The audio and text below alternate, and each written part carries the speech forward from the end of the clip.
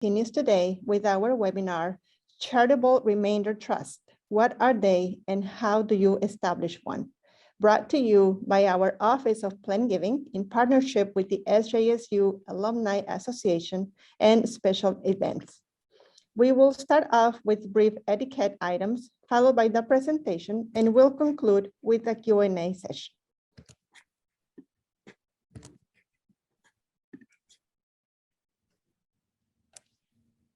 At the end and throughout Richard's session, you will have a chance to ask questions. Please submit questions using the Q&A button on your toolbar at any time during the presentation.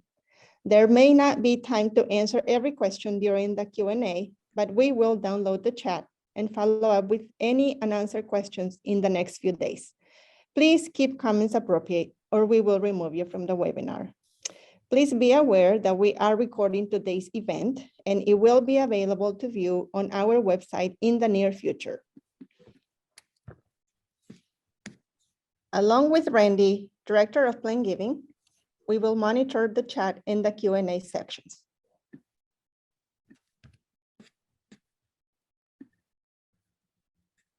Next slide. Thank you. And now it's my pleasure to introduce our speaker. Richard Schachtili holds a JD cum laude from the University of California, Hastings. He is a member of Hopkins and Carley's family wealth and tax planning practice in the Palo Alto office and has extensive experience representing clients with both large and mid-sized estates, including private business owners, venture capitalists, public company officers and shareholders, and high net worth individuals. Richard has more than 28 years of experience as an estate planning attorney. His practice consists of basic contingency planning, as well as more sophisticated wealth shifting and preservation vehicles, such as grantor, retained annuity trust, qualified personal residence trust, charitable remainder trust, and charitable lead trust. Richard also incorporates, organizes, and obtains federal and state tax-exempt status for public charities, private foundations, and other nonprofit entities. He is a co-chair of the Palo Alto Area Bar Association's Estates and Trusts Group, a member of the Silicon Valley Plan Giving Council, and a mentor of the Silicon Valley Plan Giving Council Incubator Program.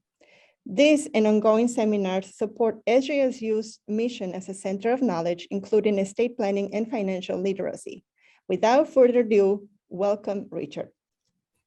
Hi, everyone. How are you doing? I wanted to before I started the presentation, just to let you know that my goal is to really have this be very informal in the sense that just think of me as one of your friends trying to talk to you and explain charitable remainder trust to you, and to kind of see if I can explain and answer questions that you might have afterwards. I'm not trying to sell you on the idea, because charitable remainder trusts are excellent tools for certain people, and they're absolutely not the right tool for other people. And as with all estate planning techniques, it really depends on your wishes and desires and personal preferences and goals, and then also, of course, your financial situation and specific asset characteristics of the assets you're thinking about transferring into a charitable remainder trust. So with that being said, let's start and let's talk about charitable remainder trusts in general. What are they? Well, basically, a charitable remainder trust is a tax-exempt trust. It's a creature of statute. It's organized under Internal Revenue Code Section 664 and the accompanying regulations. And it's tax exempt, which means that assets that are actually in your charitable remainder trust, if there's an income event, meaning there's a receipt of dividends or interest or rental payments or a sale, so there's capital gains, there is no tax that's going to be paid within the trust as long as those assets remain in the trust.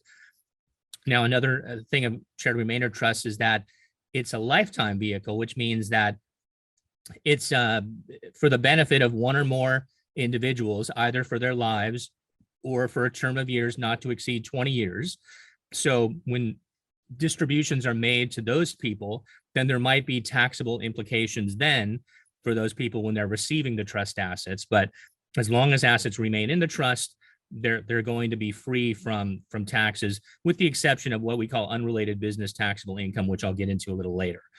And then why they're called charitable remainder trusts are because the remainder, once the people, either the people who are lifetime beneficiaries of the charitable remainder trust have died, or when the term of years with respect to the trust has elapsed, then the remainder, whatever's left in the trust, goes for the benefit of one or more qualified charities that the creators of the trust have selected in the past.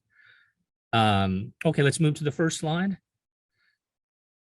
All right, so there are two different types of charitable remainder trusts. There's what's called a charitable remainder annuity trust and a charitable remainder unitrust. The facts or the characteristics that are applicable to both are that, again, they're tax exempt. There's an annual payout of a sum certain that's not less than 5% and not more than 50% of the value of the trust assets. The payouts to be distributed at least annually, and frankly, most often my clients distribute them out on a quarterly basis. As I said before, the payout can be for one or more lives or for a term of years up to 20 years. And the charitable remainder present value must be at least 10% of the initial fair market value of the trust assets. That's a rule that Congress has put down, in which they've said that in order for us really for these to work, we want to make sure that the charity, at least based on the current, interest rate, et cetera, and the payout percentage, will be receiving, at least based on those actuarial tables, will be receiving at least 10% of the value of the assets of the trust upon creation. So that's why, depending on your age, for some people that are really young, you can't establish a charitable remainder trust and have it work and satisfy that rule. Like, for example, for say a couple in their 20s, if they want to establish one, even if they go at 5%, which is the lowest percentage payout, that's still too high of a payout for them to be able to meet the 10% test. So usually for younger people, they're going to need to do a term of years as opposed to a lifetime CRT. Some people who are older still might not meet the 10% test because they want a much higher payout. They're trying to get 15% per year or something like that. And you're just not going to meet the 10% present value test. So that's something that you need to know. So those are characteristics for both annuity trust and unitrust. So the main difference between an annuity trust and unitrust is that for an annuity trust, each year you're going to receive X% of the initial fair market value of the assets that you put into the trust. So you put in, say, $1 million worth of assets, and you retain a 5% annuity payout. Well, then each year, you're going to be receiving $50,000 from that trust, no matter what the value is of the trust assets. For a charitable remainder unitrust, it's different because you're valuing the assets every January 1st.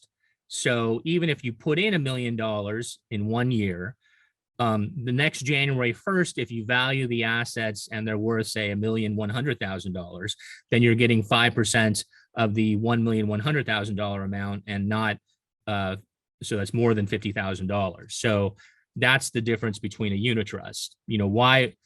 And the other main difference is that with an annuity trust, you can't add any more assets to the trust ever. If you want to do a new CRT, you have to create a new CRT and have a separate entity, a separate bank account for it, et cetera, and put it in. If you do a unitrust, you actually can add assets anytime you want to the same unitrust, because the value isn't based on the initial transfer, and the value is revalued every January 1st. So why you might want to prefer a CLAT? I mean, obviously, if you're more risk averse and you just want to know exactly how much you are going to get every year, you want that $50,000 for sure, and just in case there's a market downswing and you make some bad investments. So you want to do that. And also, if you're not concerned about how inflation might affect your CRT payout, as you know, inflation, I think last month was at a 30-year high in the United States, and $50,000 when you create the charitable remainder annuity trust is not going to be the same worth as that $50,000, 10 years down the road. And so therefore a unitrust might be more advantageous if you're more concerned about inflation, or if you think, or you're pretty confident that you can invest, for growth of the trust assets over time, especially in excess of the payout. So if you have a 5% payout, but you think you're really confident in your powers of investment, or your financial advisors, and you think you can get an 8% payout, then obviously a unitrust would be more beneficial because you'd be able to get a higher, payout, as the years go on. Why would you want, well, actually, the last thing I want to talk about with respect to the unitrust are the different types of unitrust, because it's kind of interesting, actually. It's a lot of stuff to people to think about when they actually want to create a CRT. There's the standard unitrust, where basically you just get the payout, the fixed percentage of the fair market value of the trust assets is valued every January 1st. That's the most straightforward. You put $1 million in, you get 5%. A few years later, it's worth $2 million. You get 5% of that. So your payout has increased in a few years from $50,000 a year to $100,000 a year. That's the simple standard charitable remainder unitrust. The second type of unitrust is a net income unitrust. And there we have it so that the payout is the lesser of the standard unitrust distribution, say the 5%, or the actual net income earned by the trust. And you usually would pick this because you would have an asset either intentionally or unintentionally that doesn't actually produce any income. So there's really no distribution from the charitable remainder trust. And I'll get it in a minute. I'll get into why you might want to do a net income trust, because a lot of clients do that for a while, and there are a couple reasons to do so. And the third character or different type of a CRT or the unitrust variety is what we call a flip unitrust. And that's one that begins as a net income unitrust, and usually it's an asset that produces no income, either intentionally or unintentionally. And so it ends up not shooting out any income for a while. And then at a certain time that's specified in the trust instrument, the unitrust flips to become a standard payout unitrust. So it just pays out the 5% without any correlation with how much net income the trust actually makes.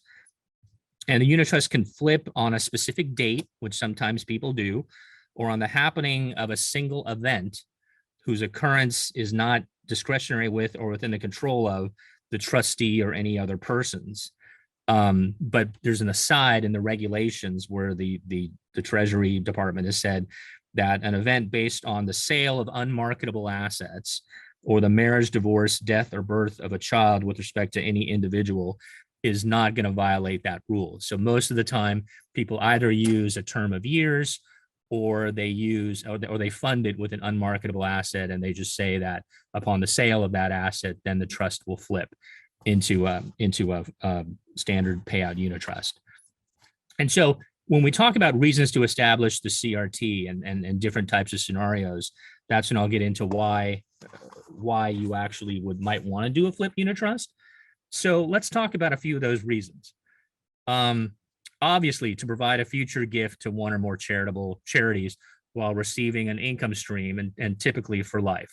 And by the way, if you couldn't tell kind of from where I was kind of leaning when I was talking, almost all in fact, I would say, I think all my clients actually, and I've done zillions of charitable remainder trusts, have chosen unitrust as opposed to annuity trusts. I think we've done an annuity trust at our firm with one of the other attorneys, but I've only had clients who only wanted unitrusts. They've chosen many, all of the different types of unitrusts that I mentioned earlier, but they've all chosen the unitrust option. So you want to have charitable inclinations. I know some advisors, recommend sometimes these charitable remainder trusts to people, and they talk about, well, they have all these other advantages. You don't really need charitable inclinations, but because, a percentage of your assets are eventually going to go to charity, and it could be a lot of money depending on how well, the investments in the CRT do. I think you really need to have a charitable inclinations in order to do a CRT. Why else would you establish a CRT? Well, you want to defer capital gains tax on the sale of appreciated assets. You remember what I said when any assets that are sold within the charitable remainder trust, because the trust, if established correctly, is tax exempt, you're not going to be recognizing any gain with the trust itself will not be recognizing any gain with respect to the sale of those assets, as well as the receipt of any other income, interest, dividends, rental payments, etc. So you can defer the sale, because if you had kept those assets and sold them in your individual capacity, then of course you would have had to pay immediate capital gains tax with respect to the sale of those assets. And you can defer those payment of those taxes to when you receive distributions, because of course, when you receive the distributions from the CRT, you're going to have to be taxable with respect to those distributions and pay any income proportionally that was not paid by the trust. So, it's treated as a worst in, first out scenario. So ordinary income would be paid first by you with respect to the payments coming out to you, and then capital gains, and then a return on principal. So, but still, the deferral can be great because you're only getting a small percentage of those assets that you put in back every year as a distribution. So the deferral can have incredible, consequences, positive ones for yourself.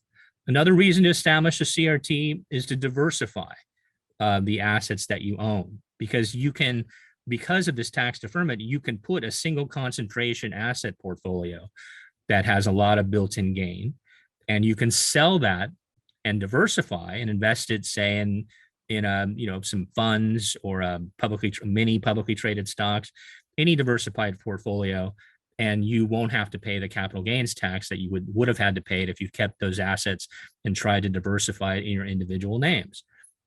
Also, you can diversify out or change your investment strategy from a high growth, low return portfolio to a high income producing portfolio. So I think it's important for you to realize that this is another way of changing your investment strategy, if you would like, and not have to pay the resulting capital gains tax with respect to that type of change in strategy. You can also avoid gift and estate taxes with respect to setting up a CRT if the income beneficiary is only you and your U.S. citizen spouse. You won't have to pay a dime of gift taxes or a dime of estate taxes when you handle the charitable remainder trust. Anything that you have in the trust that passes to your U.S. citizen spouse will qualify for the estate tax marital deduction, and anything at the end that goes to charity will qualify for the estate tax charitable deduction. Now, if you're providing for children or other family members other than your spouse to be a beneficiary of the CRT, well, then you will have to pay some gift taxes at that time when you create the trust, based on the present value of whatever the interest that the child has in the trust. So go ahead and figure that out with respect to whether or not you want to involve children or other family members, or you only want it to be for yourself and or your spouse. You also get a current income tax deduction with respect to the present value of the remainder interest that's passing to charity. It's very important that you understand that the type of charity who are eligible beneficiaries affects the amount of your income tax deduction, because if you can, there's two ways you can name the possible pool of charities. You can say all 501c3 charities, or you can just say 501c3 public charities, because within the 501c3 realm, there are two categories. One is public charities, one are private foundations. And the by far, it's much more advantageous to make charitable gifts to public charities as opposed to private foundations. And I won't go into all of the reasons why it's more advantageous, but just trust me, it is. And happy to answer questions if you want to know more specifics about that. I'm sure your accountant would also be able to tell you. But remember that if you put in your charitable remainder trust agreement that you want the eligible pool of recipients to include private foundations, then know that all of your tax, ramifications, consequences of anything that you do with respect to contributing assets into the CRT will apply with respect to private foundations, even if you've named a public charity as the charitable beneficiary. So it's very important when you're drafting to talk about, what type of pool of charitable recipients you want to be in place. Now, another reason to establish a CRT is really to establish a retirement trust. And that's why I talked before when I mentioned why people might want to do flip unitrust, because people don't feel comfortable giving all of the assets they put in the CRT to charity, even though they are charitably inclined. They want to retain some type of interest, but they don't need it now. They have, they got a nice salary coming in now, and they're in a high tax bracket. They don't really need the annuity payment right now. But when they retire, they're not going to have any salary, and they're going to want to have that unitrust payment, and they're going to be at a much lower tax bracket. So one thing they're thinking of is that's why they might do the net income unitrust with a flip, payout. So for the first 10 years, say until they think they're going to retire, they'll invest the assets in assets that really don't produce any income, basically, and they're going to or very little income. And so they're going to get a very small, income payout, but that's good because all the assets will just be growing tax-free within the charitable remainder trust. And then say you have the flip, period, end on 10 years from the date of creation of the charitable remainder trust. And that's when you think you're going to retire. And then it flips into a straight payout unitrust where you're getting 5, 6, 7, 8% annually of the fair market value of the assets at a time when you don't have the work salary. And it might actually be a smart move because the assets in the trust of what you're getting at a time when you actually need it are much higher than if you had taken 8% every year from the inception of the trust. And finally, I want to just make sure that that most of my clients create them just for these charitable remainder trusts just for themselves, really. A single person or a husband and wife, and they just provide it for their lives. And then when they pass away, it goes to one or more charities that they pick. But of course, if you want to provide one and include your children as beneficiaries, you certainly can do so. A testamentary, meaning one that you created when you die, is a good way of providing income for a child without giving the child access to principal. In case it's a child who might have some problems where you don't want to give them full control over the assets, but you would like to give them an income stream from the assets. So you would name someone else as a trustee, and you would have the child be the beneficiary and make it for a term of years or for the life of the child. And then when the term of years is up or when the child passes away, then the remaining assets will go to charity. Similarly, a child who supports elderly parents can create, just in the worst case scenario, if the child ends up predeceasing the parents, the child can create a testamentary CRT of his or her own and name the parents as the beneficiaries. And the child, because of the parents' older age, can get a pretty substantial estate tax charitable deduction. It's not going to be for the full value of the assets going into the trust, but it's going to be for at least over half of those assets. The last thing I wanted to mention, talking about a charitable remainder trust and what's important, is that it's very important to work in concert with your attorney, your financial advisor, and accountant, because it's really important to talk about trustee selection, investment strategy, picking a type of unitrust, deciding how you're going to make investments, figuring out, ways you're going to be able to fund the distributions out every year to the creator of the trust. You want to really talk closely about identifying the charitable remainder beneficiary of the trust, whether you want to name one beneficiary or multiple, whether you want to retain the right to change the charitable beneficiaries, which you can do. You want to understand, what types of rules apply, because there are rules that apply to private foundations that also apply to charitable remainder trusts, like self-dealing rules and, not being able to make taxable expenditures. And you want to make sure that your accountant always files the annual returns that are required with respect to the charitable remainder trust. There are 4 that are due, federal and state, every year.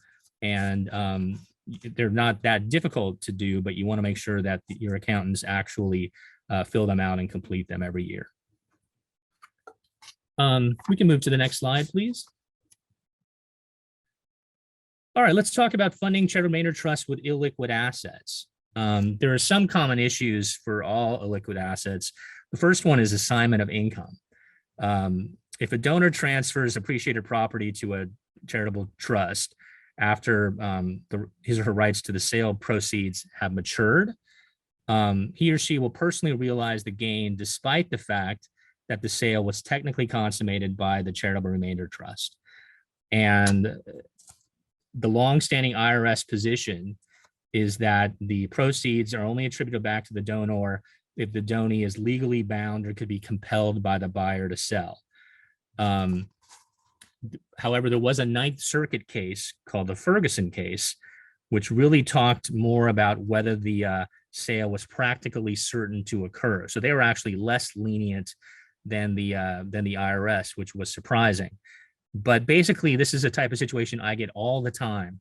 I get calls from clients, and unfortunately, they tell me too late. Like, if they had told me 6 months earlier, I could do something, but they come and they tell me basically after a sale of something, a sale of stock in a company, a sale of a partnership interest that they have, a sale of a home or real property that they own that they put on the market, where it's basically a done deal, but it hasn't closed, and they want to create a charitable remainder trust because they recently heard about it and they want to see if they can defer, the capital gains payments. And unfortunately, I have to tell them that, based on the Ferguson case, you're too far down the path, and basically the sale was practically certain to occur, especially in most cases where these people have had control over one side of the sale.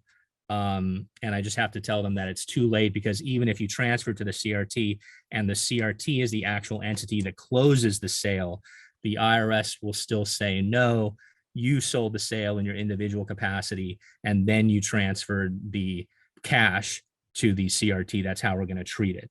So just be careful that you don't run into an assignment of income issue with respect to the CRT. Secondly, UBTI. I just wanted to make sure to mention that, that you don't want to have UBTI, because tax on all UBTI, that stands for unrelated business taxable income, and tax on all UBTI earned by a charitable remainder trust in any taxable year is going to be taxed at 100%. And unrelated business taxable income includes debt financed income, like a hedge fund or anything that you're making income from that you borrowed from. For example, a mortgage on a home. If you sold that, that would be unrelated business taxable income.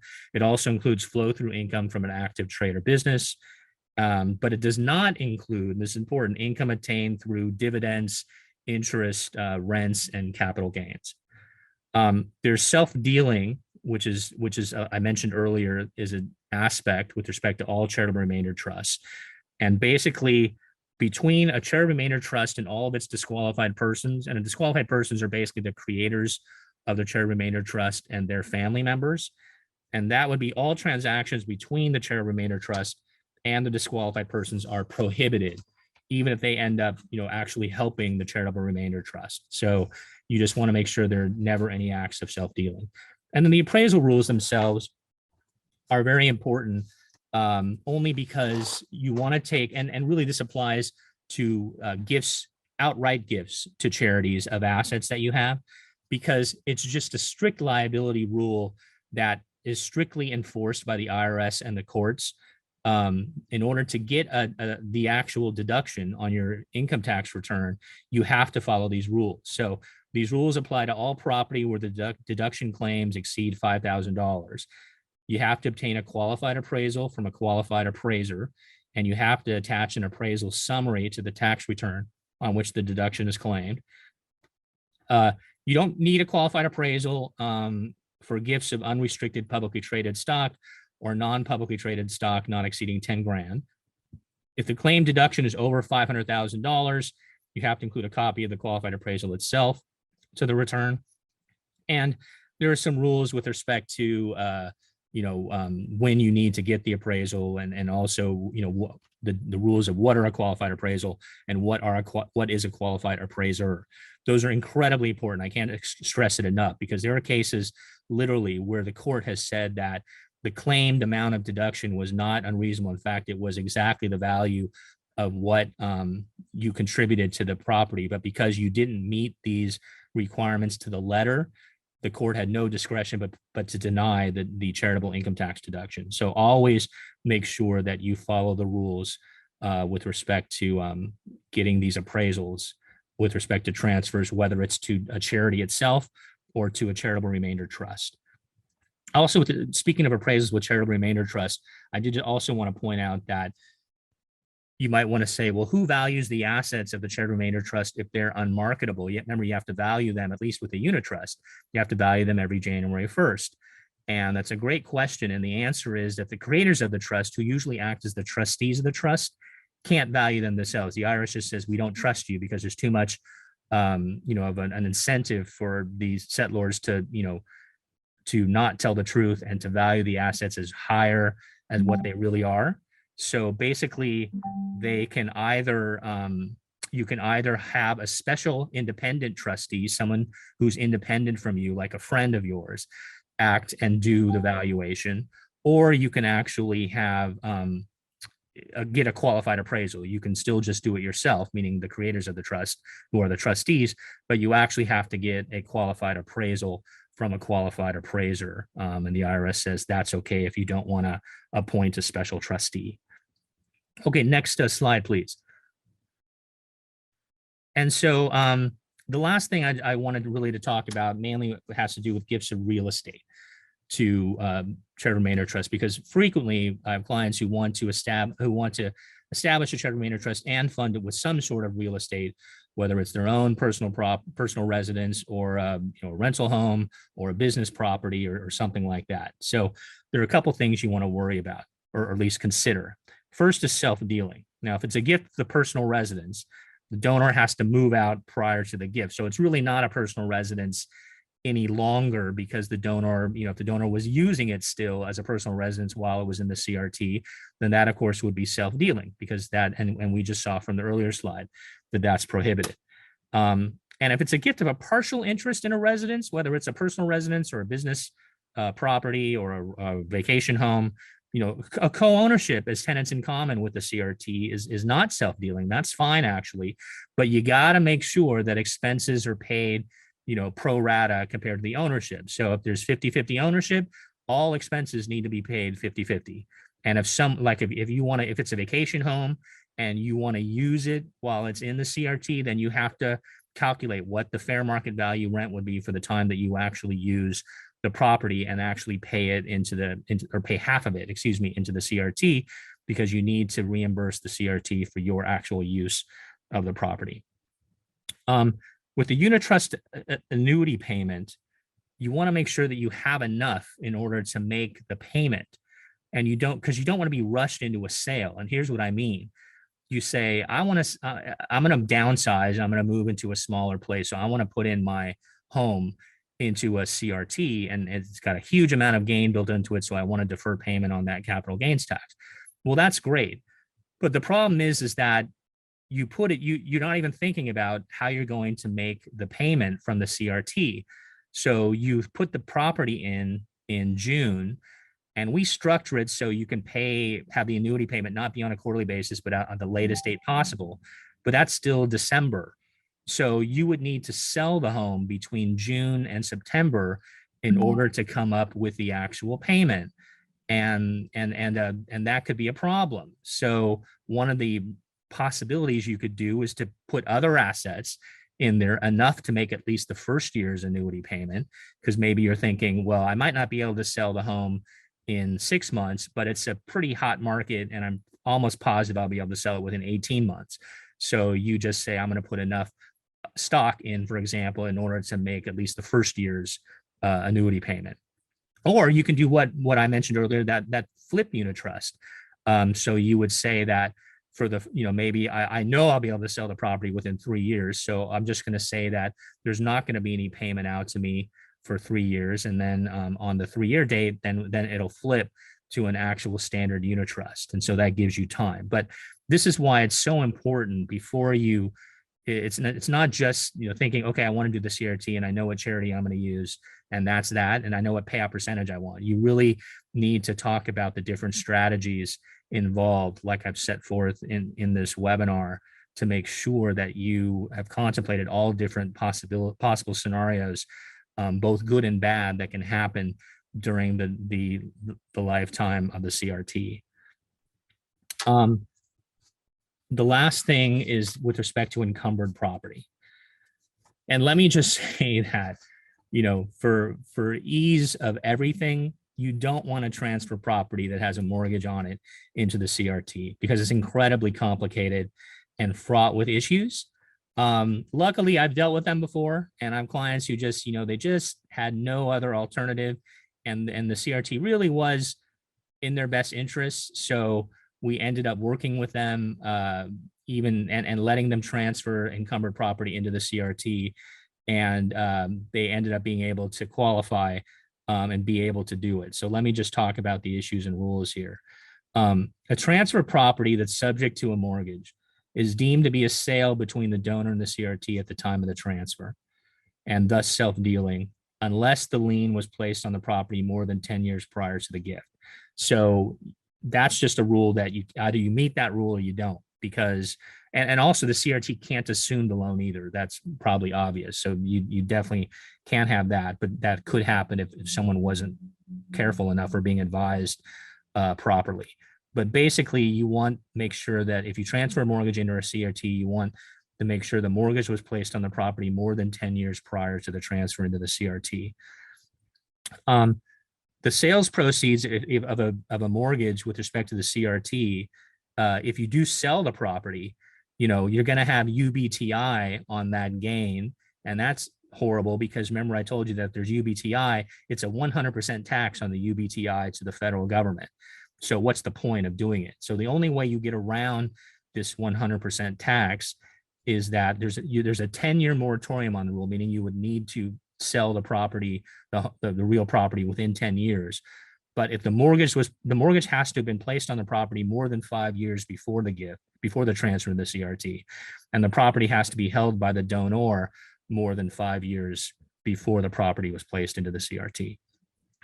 And then finally, if the CRT pays or can pay any part of the debt, provided the debt is recourse, the trust will be treated as a grantor trust and thus will be disqualified from being tax exempt from the beginning. Because one of the rules in the regulations is that for a CRT to be tax exempt, it cannot ever be treated as a grantor trust in the hands of the creators of the CRT.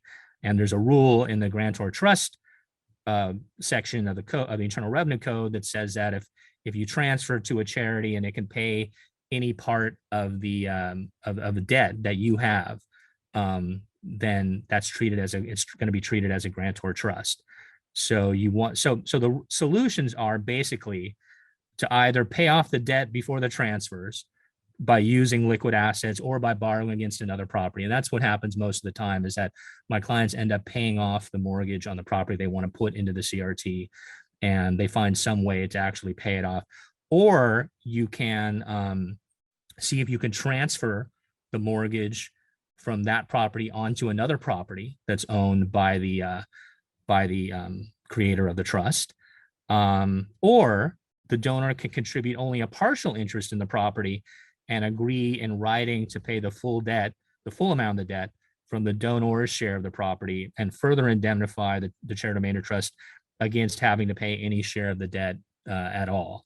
So that would be a less financially advantageous, but that would be something that another option that would work. So I think you can tell that you know, whether you meet these exceptions for the encumbered property situation, it's really, you know, it's not much discretion. Either you meet them or you don't.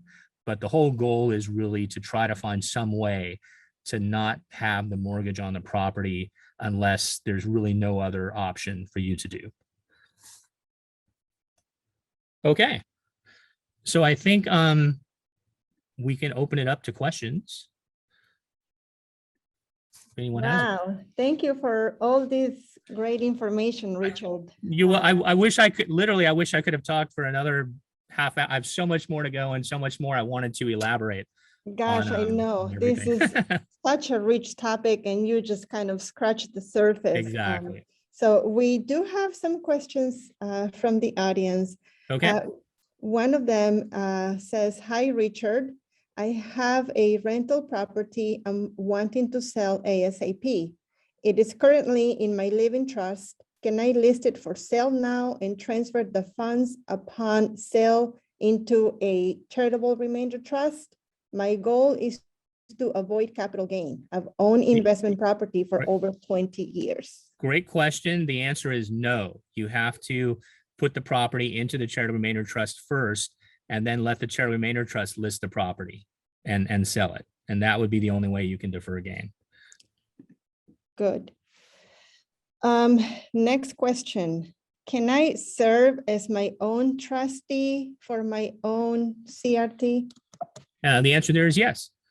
Yeah, you would need to. The only difficulty would be is that if there are unmarketable assets in the trust, you would need to do one of the two options I mentioned earlier, and that would be either to get a qualified appraisal from a qualified appraiser every January 1st of those assets, or get an independent person from you, i.e. a friend of yours, to act as the special independent trustee who he or she would be the one valuing those assets every January 1st. Okay, next question. Is there a minimum amount when considering a CRT? No, I really, no, honestly, you know, there's probably a minimum amount in the sense that for it to make sense to do something like this, you know, to defer enough gain where you run some numbers, there's probably a minimum amount, you know, I don't know, $500,000 maybe, at least, you know, just because the gain is such, you know, the tax is so small compared to that, relatively, it's a 20% federal tax, 10% California tax. So you'd be saving $150,000, and then there'd be the annual costs, you know, associated with it. So you would need to crunch some numbers, but legally, there's definitely not a limit, a minimum number that you should have, but probably depending on your circumstances and your financial situation, you know, there probably is some kind of minimum that makes financial sense, even if it's not legally required. Thank you. Now, talking about costs, what is the typical cost to prepare a CRT? Is there an annual cost for maintenance? And is there a cost to reevaluate the assets every year? Well, there's not a cost, an annual cost as far as looking at assets to the extent that you do it yourself, especially if you're the trustee. Obviously, you may have your financial advisor involved, which would be an annual cost with respect to the financial advisor, investing the trust assets. You would have your accountant prepare a return every year for the CRT, and I guess some could be super complicated, some could be very straightforward, depending on the assets that are in it and have been in it historically. So that's it's a return. It'd be remember I mentioned those returns because it's a federal return and a California return, and then K-1s that need to be filled out with respect to the trust.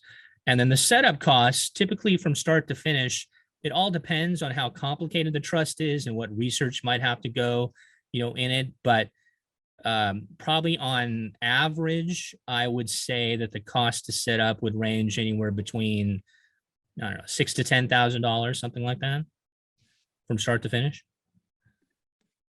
Okay. Now back to the capital gains.